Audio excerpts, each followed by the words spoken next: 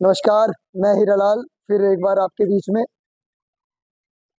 कल के जो संविधान एक जीवंत के जो चैप्टर है क्लास 11th का, उससे आगे का पार्ट 2 की हम चर्चा करेंगे। इसके बारे में आज हम पढ़ेंगे कि आज का टॉपिक है कि संविधान में संशोधन कैसे किया जाता है।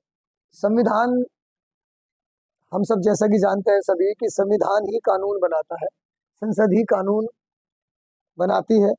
संविधान उनको नियम देता है कि कानून किस प्रकार से बनाए जाने चाहिए, किस आधार पर, किस बेसिस पर कानून बनेंगे, और उनको ज़रूरत पड़े तो ज़रूरत पड़ने पर उन कानूनों में क्या बदलाव किया जा सकता है और वो बदलाव कैसे किया जा सकता है, किस प्रकार और किन नियमों को हम पालन करें संविधान के अनुसार कि वे बदलाव कानूनी रूप से जो कि बन पाए। उसके बारे में आज हम इसमें अब चर्चा करेंगे। पहले ही हम बता चुके कि हमारे संविधान निर्माताओं ने एक ऐसे संविधान की रूपरेखा प्रस्तुत की कि जो एक संतुलन दृष्टिकोण प्रस्तुत करता है, बैलेंसिंग सिचुएशन बनाकर रखता है। ऐसा नहीं कि वो एक ही चीज को बहुत ज्यादा कंसंट्रेट करता हो, दूसरी चीज को बिल्कुल छोड़ दे, ऐसा नहीं है। संविधान हमारा नरम भी है और कठोर भी है। नरम कैसे है? लचीलापन भी है संविधान में। वो कैसे है लचीलापन? कि हम इसमें बदलाव कर सकते हैं, इसके जो आर्टिकल्स हैं उनमें हम चेंजेस कर सकते हैं। और कठोर कैसे है? कि कुछ ऐसे उपबंध बनाए हैं, कुछ ऐसे आर्टिकल बनाए हैं कि उन चीज़ों को आसानी से बदला नहीं जा सके, उन्हें हम चेंज ना कर सके, क्योंकि सरकारें आएंगी, सरकारें जाएंगी। देश को एक दिन 10 साल, 20 साल या 50 साल के लिए नहीं होता है। हमारे संविधान निर्माताओं को पता था कि कोई भी शक्ति इस देश पर शासन कर सकती है, उसकी क्या विचारधारा है पता नहीं। कल को ऐसी विचारधारा बन जाएगी, ऐसी शक्ति मतलब कि देश में हावी हो जाएगी जो देश के टुकड़े करना चाहती है। तो वहां उपबंध दे रखा है कि इस देश के भूभाग को कोई तोड़ नहीं सकता, इस देश में से अलग कोई देश नहीं बना सकता। समझ में आई बात? तो अपनी मनमानी नहीं कर सकता। जैसे कि सरकारें क्या करती हैं कि एक राज्य में से तोड़ के दूसरा राज्य बनाती है।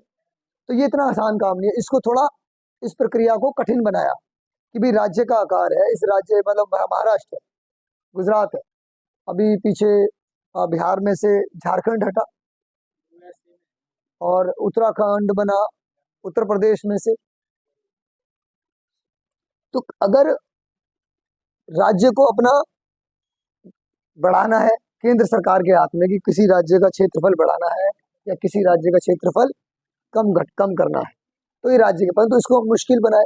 पर कुछ कानूनों के लिए क्या कि आसान रास्ता दे दिया, थोड़ा सा लचीलापन दे दिया कि आसानी से उसमें आप फेरबदल कर सकते हो, उसकी भी एक प्रक्रिया दी गई। तो इस प्रकार से हमें कई प्रक्रियाएं दी गई हैं। मौलिक अधिकार है हमारे, मौलिक अधिकारों को बहुत जल्दी से आसानी से बदला ही नहीं जा सकता, आप बदल ही नहीं सकते मौलिक अधिकारों में। आप मौलिक अधिकारों के अंदर ऐसा उपबंध दिया हुआ है, ऐसा ताकत दी हुई है कि आप उसके अंदर मौलिक अधिकारों की शक्ति को बढ़ा सकते हो, मौलिक अधिकारों की शक्ति को कम नहीं कर सकते। ये हमने पिछले कुछ चैप्टर्स में पढ़ा है, बड़ी डेप्थ में पढ़ा था कि मौलिक अधिकार, जब हमने राइट्स पढ़े थे उसको हमने बड़ी डेप्थ से पढ़ा था पीछे हमने। हाँ, तो हमारा जो संविधान है लचीला और कठोर बनाने के पक्ष में थे। या लचीले का शब्द का मतलब है कि परिवर्तनों के प्रति खुली दृष्टिकोण, अनावश्यक परिवर्तनों के प्रति सख्त रवैया। लचीला संविधान वह होता है जिसमें आसानी से संशोधन किया जा सके, यानी जिन विषयों पे आसानी से संशोधन किया जा सके वो लचीला हो गया। और जिन विषयों पर बहुत विशेष बल दिया गया, बहुत मुश्किल है चेंज करना या बदलना, उसे हमने वहां पर कठोर कहा। तो हमारा संविधान लचीला और कठोर दोनों ही है। हमारी जो राज्य व्यवस्था है वह संघीय व्यवस्था है। संघीय व्यवस्था भी हम पीछे पढ़ चुके हैं पिछले चैप्टर में कि संघीय व्यवस्था में क्या था कि एक राज्य होगा और एक राज्य सरकार होगी और एक केंद्र सरकार होगी। तो राज्य और केंद्र के जो आपसी कार्य करने के जो संबंध है, जो जिम्मेदारी है, जो रिस्पॉन्सिबिलिटी है, वो एक स्ट्रक्चर है। राज्य की अपनी सूची है, केंद्र की अपनी सूची है और एक समवर्ती सूची है। तो ये अपनी अपनी जो सूची है, अपनी अपनी जो लिस्ट है, उनमें कार्य करेंगी। दोनों एक दूसरे को इंटरवेन नहीं करेंगी, और इंटरवेन करेंगी तो वहां पर सुप्रीम कोर्ट दखल अंदाजी करेगा। यही हमने पढ़ा था, ठीक है। तो राज्य संघीय व्यवस्था है, संघीय व्यवस्था राज्यों की शक्तियों को उनकी सहमति के बिना नहीं हटाया जा सकता। तो राज्य को आपको कॉन्फिडेंस में लेना पड़ेगा सेंट्रल गवर्नमेंट को। ऐसा नहीं सेंट्रल गवर्नमेंट के मन में जो आए वो कानून पास कर दे, भैया ये कानून पास कर दे, नहीं। सेंट्रल गवर्नमेंट को कॉन्फिडेंस में लेना पड़ेगा। किसको? स्टेट गवर्नमेंट को। स्टेट गवर्नमेंट मिलकर और सेंट्रल गवर्नमेंट्स मिलकर किसी कानून को पारित करती है। संसद के 2 सदन है, लोकसभा और राज्यसभा।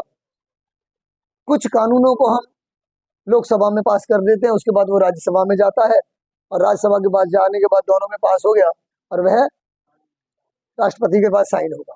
उसमें क्या था कि बहुमत के ऊपर है कि अगर बहुमत मिल गया तो वो पास हो जाएगा, अगर बहुमत नहीं मिला तो पास नहीं होगा, वो कानून नहीं बन पाएगा। हमारा जो संविधान है लचीला और कठोर बनाने के पक्ष में थे। यह लचीले का शब्द का मतलब है कि परिवर्तनों के प्रति खुली दृष्टिकोण, अनावश्यक परिवर्तनों के प्रति सख्त रवैया।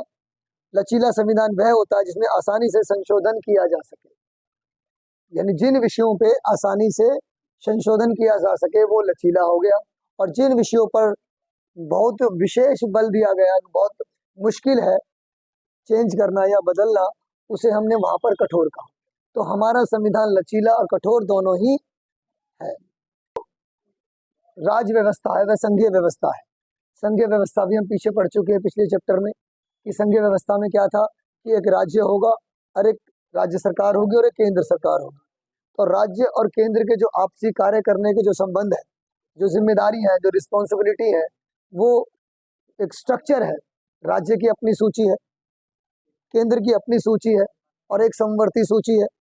तो ये अपनी अपनी जो सूची है, अपनी अपनी जो लिस्ट है, उनमें कार्य करेंगी। दोनों एक दूसरे को इंटरवेन नहीं करेंगी, और इंटरवेन करेंगी तो वहां पर सुप्रीम कोर्ट दखल अंदाजी करेगा। यही हमने पढ़ा था, ठीक है। तो राज्य संघीय व्यवस्था है। संघीय व्यवस्था राज्यों की शक्तियों को उनकी सहमति के बिना नहीं हटाया जा सकता। तो राज्य को आपको कॉन्फिडेंस में लेना पड़ेगा सेंट्रल गवर्नमेंट को। ऐसा नहीं सेंट्रल गवर्नमेंट के मन में जो आए वो कानून पास कर दे, भैया ये कानून पास कर दे, नहीं। सेंट्रल गवर्नमेंट को कॉन्फिडेंस में लेना पड़ेगा। किसको? स्टेट गवर्नमेंट को। स्टेट गवर्नमेंट मिलकर और सेंट्रल गवर्नमेंट्स मिलकर किसी कानून को पारित करती है।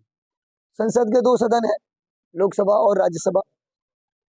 कुछ कानूनों को हम लोकसभा में पास कर देते हैं, उसके बाद वो राज्यसभा में जाता है, और राज्यसभा के बाद जाने के बाद दोनों में पास हो गया और वह राष्ट्रपति के पास साइन होगा।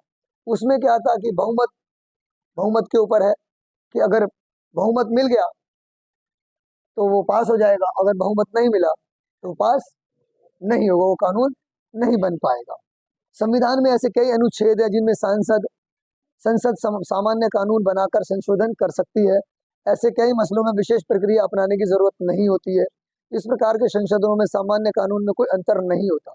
संविधान के इन हिस्सों को काफी लचीला बनाया गया, ठीक है। इसको आर्टिकल 368 के अंदर हमने वर्णित किया गया है। और दूसरा जो कठोर है, जो कठोर हमने बनाए गए हैं, उनमें क्या है कि विशेष बहुमत की जरूरत पड़ती है। कुछ ऐसे चीजें हैं जहां कोई आसानी से उनमें बदलाव नहीं किया जा सकता। अगर आसानी से बदलाव कर देंगे तो केंद्र सरकार अपनी मनमानी करेगी। केंद्र सरकार अपनी मनमानी करेगी और मनमानी करके वो कोई भी कानून को पारित कर सकती है, क्योंकि बहुमत में है, वो बहुमत में आसानी से पारित कर सकती है, ठीक है। उसके लिए क्या था कि एक ऐसा नियम बनाया कि जिसमें हमारे आधे से ज्यादा बहुमत की आवश्यकता है। साधारण कानून जो पास करने हैं उनमें 50% अगर वोट पड़ जाए तो कानून बन जाएगा। लोकसभा में 50% समर्थन में वोट पड़ गया किसी विधेयक को तो वो कानून बन जाएगा। जैसे यहाँ इस कमरे में बैठे हैं 6 लोग हैं, 10 लोग हैं या 20 लोग हैं, एक कमरे में बैठे हो 20 लोग, 20 लोगों में से 10 लोगों ने कह दिया कि भाई पास, हम इस बात का समर्थन करते हैं, तो वो लोकसभा में पास। राज्यसभा में 50% लोगों ने कह दिया पास, तो पास। परंतु जो कठिन मसले हैं, जो विशेष मसले हैं, उनमें जब तक 2/3 2/3 बहुमत ना हो तब तक वो पास नहीं। 2/3 का अर्थ क्या हो गया कि उसमें जो विपक्ष के जो लीडर्स हैं उनकी भी सहमति लेना जरूरी है, क्योंकि पक्ष की तो आ ही जाएगी भाई। जो केंद्र में जिसकी सत्ता है वो तो कहेगा अपने सांसदों को भी पक्ष में वोट डाल दो, वो तो डाल देंगे, वो अपनी सरकार का समर्थन करेंगे। परंतु जो विशेष चीजें हैं उनके लिए क्या कहा गया, कैसी व्यवस्था बनाई गई, ऐसी व्यवस्था बनाई गई कि उसमें विपक्ष की भी आवाज को हम सुन सके, विपक्ष की भी आवाज उसमें आ जाए कि भाई आप भी वोट डालिए। जब तक वो लोग वोट नहीं करेंगे तो एक सहमति केंद्र सरकार बनाती है और वो विपक्ष के नेताओं से क्या करती है, बातचीत करती है, क्योंकि वो भी चुनकर आए हैं और देश का जो महत्वपूर्ण मतलब मसला है उस पर उनकी राय भी तो आनी चाहिए, उनका वोट भी डलना चाहिए। तो संविधान निर्माताओं ने बड़ी चालाकी से, बड़ी समझदारी सूझबूझ का काम किया कि भाई 2/3 अगर मेजोरिटी हो जाती है तब कानून बनेगा। ये अच्छा किया। ये कठोर वाली जो है, जो बात कही गई है, जो डिफिकल्ट जो सिचुएशंस है, डिफिकल्ट जो कानून है, डिफिकल्ट जो इश्यूज हैं, उनके ऊपर ये बात कही कि वहां पर 2/3 चाहिए और नॉर्मल पर 50%, आधा। और इसके पीछे बुनियादी भावना यह है कि उसमें राजनीतिक दलों और सांसदों की व्यापक भागीदारी मिल पाएगी।